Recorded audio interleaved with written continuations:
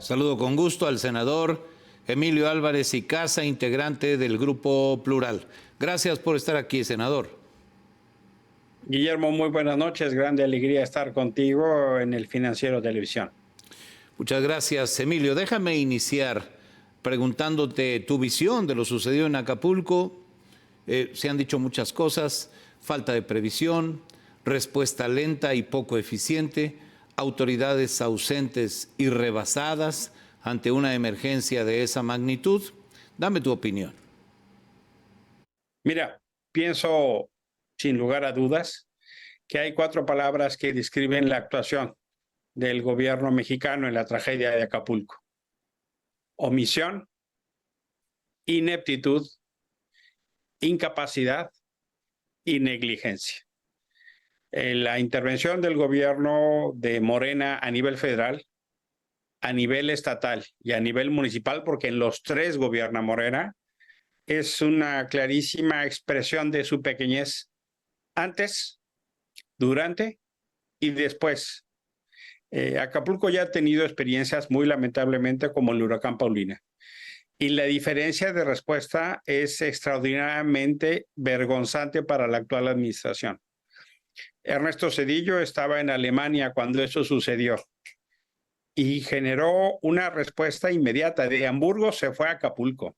Estuvo despachando en Acapulco. El gabinete estuvo en Acapulco. Hubo una respuesta para multiplicar manos y ayudas.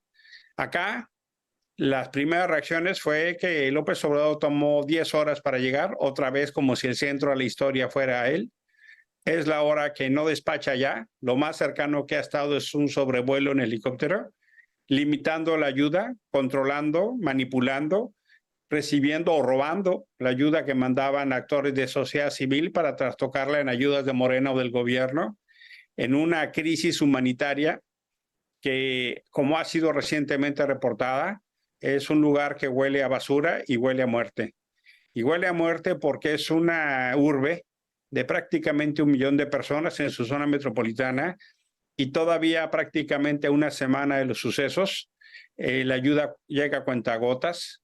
Nos presumen que reparten 7,000 litros de agua cuando hay más de 800,000 personas solo en Acapulco y que todavía no conocemos bien a bien los daños de las zonas pobres. Como es de esperarse, la ayuda se ha concentrado en las zonas que tienen más publicidad, más llamamiento, más difusión, pero es absolutamente indignante, Guillermo. Las respuestas son tardías, son malas. Me cuesta trabajo encontrar palabra. Increíble que se haya intentado contener por vía del Ejército y la Marina la ayuda que solidariamente se mandaron de miles de personas. Tú y yo hemos platicado aquí en el Financiero los riesgos de la militarización, los riesgos de que el Ejército y la Marina ocupen cada vez más espacios públicos y civiles. Hoy esos riesgos tomaron cara y forma cuando en Chilpancingo detenían a la ayuda, abusaban, robaban, maltrataban, vejaban, en una expresión de solidaridad, porque México, si algo sabemos a partir de los terremotos y de los huracanes, es la respuesta solidaria. Pareciera que el escándalo, la crítica y los señalamientos acabaron terminando por esa estrategia, pero las horas y los días corren y la gente en Acapulco no acaba ni en Guerrero ni en las zonas aledañas de recibir la respuesta que se necesita, Guillermo. Senador Emilio Álvarez y Casa, permíteme comentar sobre lo que referías del huracán Paulina. Yo acompañaba al presidente Zedillo en aquella gira de Alemania. Hicimos un vuelo directo de Hamburgo a Acapulco. Hay colegas que no me permitirán mentir. El presidente Zedillo llevó al gobierno a Acapulco. Llevó el gobierno a Acapulco literalmente, con todos los integrantes del gabinete involucrados, y no dejó de ir una sola semana a supervisar y verificar que todo lo que ofreció se cumpliera hasta que Acapulco salió adelante. Soy testigo de eso. Y debo decir, aquella Marina y aquel Ejército hicieron una gran labor, junto con el resto de los funcionarios civiles a cargo de las áreas relevantes. Eso que te estoy refiriendo me lleva a preguntar, ¿Es suficiente la respuesta del gobierno en su plan de reconstrucción de Acapulco, que plantea recursos por 61,000 millones de pesos y un periodo de 2 años, cuando firmas internacionales especializadas estiman hasta 320,000 millones de pesos de costo de reconstrucción y 10 años para lograrla, Emilio? Infelizmente, Guillermo, esta tragedia lo que está poniendo de relieve es la pequeñez del gobierno de Andrés Manuel López Obrador y de los gobiernos de Morena. El contraste con Ernesto Zedillo en la tragedia Paulino no puede ser más contundente. El presidente Zedillo en su momento instaló el gabinete en Acapulco. No se quedó en Palacio Nacional a hacer conferencias de prensa a distancia. No se quedó atacando a los que querían ayudar. No minimizó los hechos. Hoy, por supuesto, nadie creemos en el número de muertos que reportan. Es ridículo. Nadie creemos en las respuestas tan pequeñas y mezquinas que se dan. Y justo ese es el problema, cuando el gobierno pierde el sentido y pierde la responsabilidad y la capacidad. ¿Por qué, si sabían que el huracán venía, no mandaron desde antes a más efectivos de la Guardia Nacional y militares y marinos? ¿Qué tiene que hacer la Marina controlando el aeropuerto de la Ciudad de México y no protegiendo a la población civil en Acapulco? ¿Qué tiene que hacer el ejército controlando a los civiles que llevan despensas y no implementando el DN3? Esos son solo dos pequeños ejemplos del contraste de esa tragedia 97 con Ernesto Zedillo a la cabeza, a cómo ahora López Obrador desde Palacio Nacional se dedica a minimizar y a atacar. Pareciera otra vez que el centro de la historia es él y no lo que le pasa a los miles de damnificados y afectados. Ya han salido, por supuesto, voces expertas, no solo de aseguradoras, de compañías o impropia iniciativa privada, que señalan que la respuesta propuesta por el presidente es muy pequeña, no solo en términos del monto, de estos 61,000 millones de pesos, sino del tiempo y la capacidad de respuesta. ¿Y por qué esto es crítico? Porque Acapulco y la zona aledaña es el motor económico de Guerrero. Hemos sido testigos ya, como la prensa reporta, que más de 1,000 personas al día están abandonando Acapulco porque no están viendo capacidad de respuesta pronta. Chilpancingo ya está abarrotado, los hoteles están llenos, hay gente durmiendo en la calle, ya se saturó de toda la gente damnificada que llegó. Y a otros lugares, a Morelos, a la propia Ciudad de México, ya están llegando oleadas de gente huyendo de Acapulco porque no ven respuesta, no hay trabajo, no hay capacidad de reacción. Y se necesita un proyecto muchísimo más de fondo para detonar el crecimiento económico del motor de Guerrero. Es indignante que la gobernadora de Guerrero, en lugar de estarse con los damnificados, en lugar de estar encabezando los esfuerzos, se dedica con ropa impecable a echarle porras al presidente en pequeños videos que sube a sus redes sociales con algunos empleados del Estado. Es indignante ver cómo una presidenta municipal de Acapulco, totalmente ausente. En las tragedias se muestran no solo los valores, sino los liderazgos. Qué desafortunado que estamos viendo liderazgos tan chiquitos en una tragedia de esta magnitud, Guillermo. Y lo que dices de la ausencia de autoridades es terrible. Yo te puedo contar que en el 97, volviendo al recuerdo del huracán Paulina, el presidente municipal de Acapulco tuvo que renunciar por ineptitud. Nombraron a otro presidente municipal, por cierto, que hoy es tu colega en el Senado, Manuel Añorbe. Y las 3 instancias de gobierno, municipal, estatal y federal, respondieron a la altura del enorme desafío que planteó en aquel momento el huracán Paulina. Nada que ver con este es mucho más grave.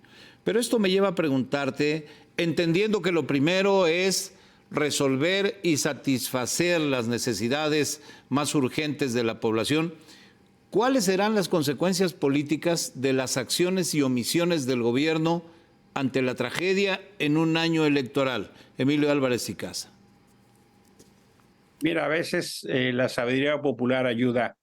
El refrán ese de que el ladrón es el que llama ladrón, me veo lo que dice Andrés Manuel López Obrador cuando dice que no se lucre de la tragedia, y los primeros que están lucrando son los de Morena, cuando incluso han distribuido cajas que dicen es Claudia, y cuando tratan de hacerlo todo como una especie de que se lo deben al gobierno, pero su respuesta ha sido tan chiquita, tan mediocre, que yo creo que se les va a revertir.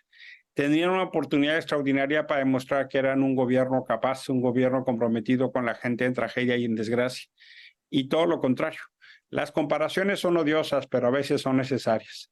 El contraste de la respuesta que vimos del tamaño del presidente Zedillo y del gobierno en el huracán Paulina 97 con lo que hoy sucede, lo que refleja la pequeñez de este gobierno.